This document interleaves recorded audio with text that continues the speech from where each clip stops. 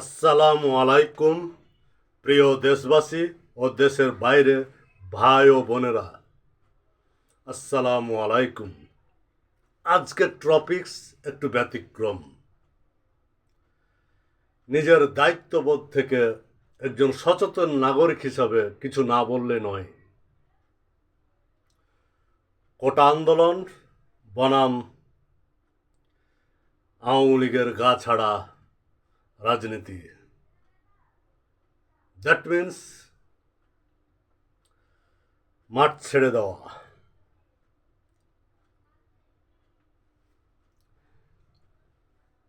এ উদ্দেশ্যে মাননীয় প্রধানমন্ত্রীর উদ্দেশ্য করে আমি দুটি কথা বলতে চাই। প্রথমেই ক্ষমাপ্রার্থী, আমার ভাষাভাষীগত দিক থেকে যদি কেউ কষ্ট পেয়ে থাকেন, অবশ্যই আমি ক্ষমাপ্রার্থী। আমি কাউকে ব্যক্তিগতভাবে আঘাত দেওয়ার জন্য আমি আমার এই টপিকসে আসি নাই। মাননীয় প্রধানমন্ত্রী সালাম নেবেন। আসসালামু আলাইকুম। হ্যাঁ, মাননীয় প্রধানমন্ত্রী, আপনাকেই বলছি। আপনার বিচক্ষণতার কোনো অভাব নেই, কিন্তু জুলাই মাসের শেষ দিকে কোটা আন্দোলনের ক্ষেত্রে কি প্রমাণিত হচ্ছে, আমার এই ক্ষুদ্র জ্ঞানে আপনার দূরদর্শিতার অভাব দেখা দিয়েছে। নো ডাউট আপনার বিচক্ষণতা, আপনার দেশ পরিচালনা, কিন্তু দূরদর্শিতার যে ফল তা আজকে আমাদেরকে ভাবিয়ে তুলছে। আমার চোখে দেখা জুলাই 2024 জুলাই মাসের শেষ দিকে কোটা আন্দোলন বনাম আওয়ামী লীগের গা ছাড়া বা গুরুত্ব না দেওয়া কুফল। হ্যাঁ, মাননীয় প্রধানমন্ত্রী, আমার মনে হয় বসে থেকে আর লাভ নেই। আপনি সুযোগ পেয়েছেন, যে সুযোগ এমনি এমনি মহান আল্লাহ তাআলার দয়াতে এসে হাজির হয়ে গেছে। মহান আল্লাহ তাআলা আপনাকে দেশের প্রধান চারবারের প্রধানমন্ত্রী হিসাবে কবুল করে নিয়েছেন। আল্লাহ আপনাকে হায়াত দারাজ করুক, আবারও ক্ষমতায় আসেন। কিন্তু টুকিটাকি যে ভুল, সে ভুলগুলো অবশ্যই আপনাকে ভাষাগত দিক হোক, দূরদর্শিতার মাধ্যমে হোক, সেগুলোকে হ্যান্ডেলিং আরও শক্ত হাতে করতে হবে।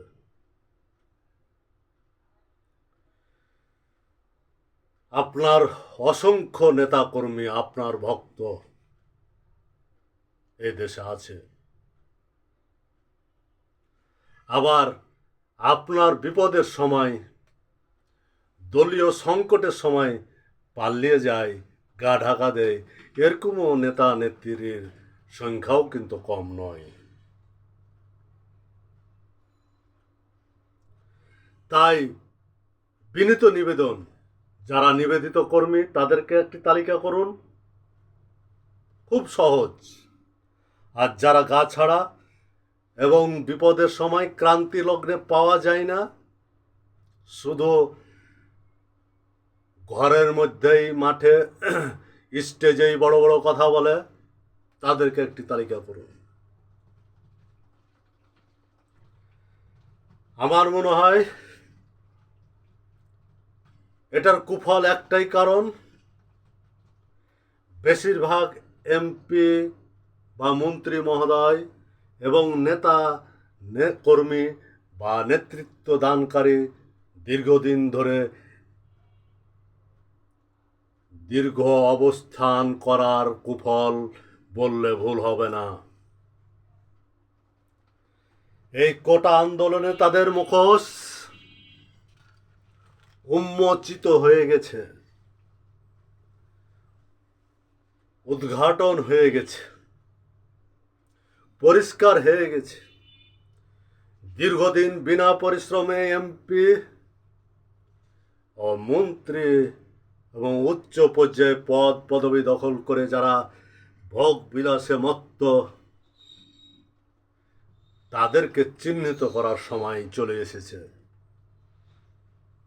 কারণ স্বরূপ 17ই মে আপনার প্রত্যাবর্তন দিবস ছিল 2024। সে সময় কিছু এমপি মন্ত্রী বিদেশ ভ্রমণে ব্যস্ত এবং দেশে যারা ছিল তারা আপনার প্রত্যাবর্তন দিবস সম্পর্কে কিভাবে অনুষ্ঠানটি পালন করেছে তা আপনার জানা। হয়তোবা আপনি বুঝতে পেরেছেন বা জানতে পেরেছেন যে প্রত্যাবর্তন দিবস তারা কেন পালন করেনি, কিন্তু এখানেও দূরদর্শিতার মাধ্যমে অনুধাবন করেন নাই। তারই ফলাফল বললে ভুল হবে না আজকের এই কোটা আন্দোলন 2024 জুলাই। আমিও দলীয় শৃঙ্খলার ঊর্ধ্বে নই, আপনার দলের প্রতি আনুগত্য রেখেই আমি ডাক্তার মুস্তফা কামাল আপনাকে মাননীয় প্রধানমন্ত্রী বিনয়ের সহিত আবারও স্মরণ করছি। বাংলাদেশ আওয়ামী লীগের একটি গবেষণা সেল আছে, সে সেলের কাজ কি আমার জানা নেই বিস্তারিত, তবে এটুকুই জানি আওয়ামী লীগের ভালো ও মন্দের দিক নির্দেশনাকারী এই প্রতিষ্ঠান।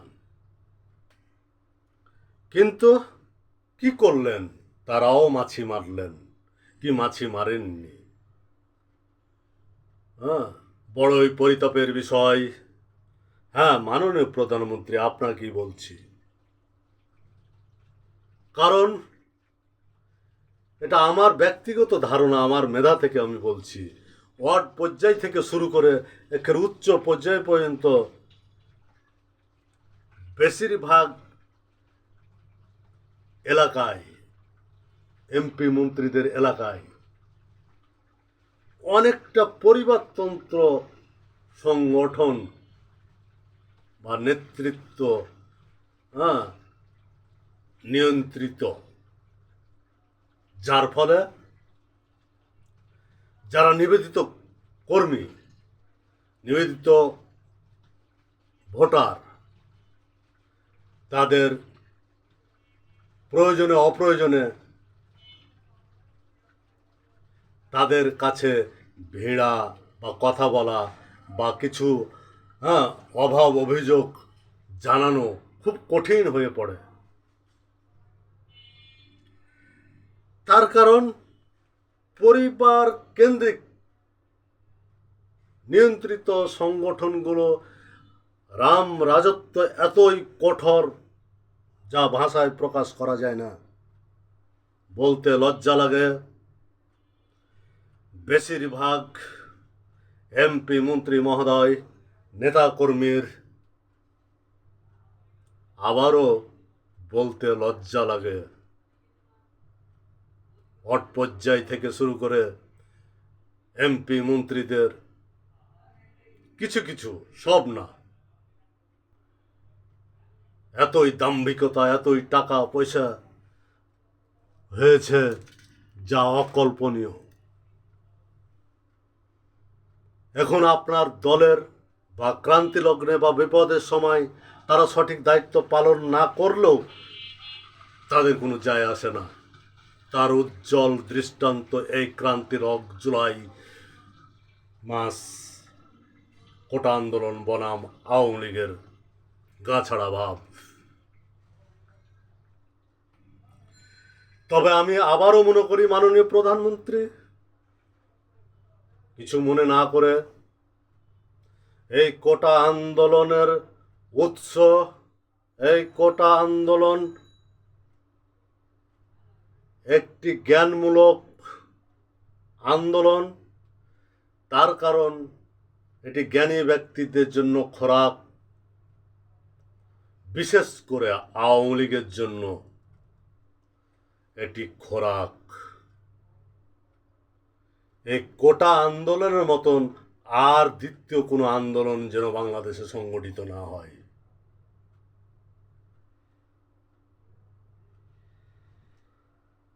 আর কি বলবো, আমার চেয়ে অনেক জ্ঞানী গুণী বুদ্ধিজীবী আছেন, তারা অনেকে অনেক কথা বলেছেন, বলবেন।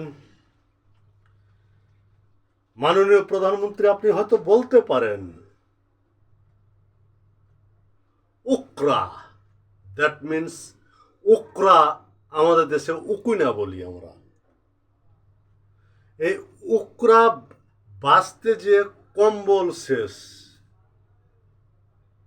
আমি বলছি না যে আপনি উকরার ফল বাঁচতে যে কম্বল শেষ করেন, দ্যাট মিনস আওয়ামী লীগকে শেষ করেন, আমি এ কথা বলছি না। আপনার বিচক্ষণতা এবং দূরদর্শিতা দ্বারা আপনি নিয়ন্ত্রণ করেন। আমি মনে করি সৈন্য গোয়াল অনেক ভালো। আর কথা লম্বা করছি না, এই বলে আমি আমার বক্তব্য শেষ করছি।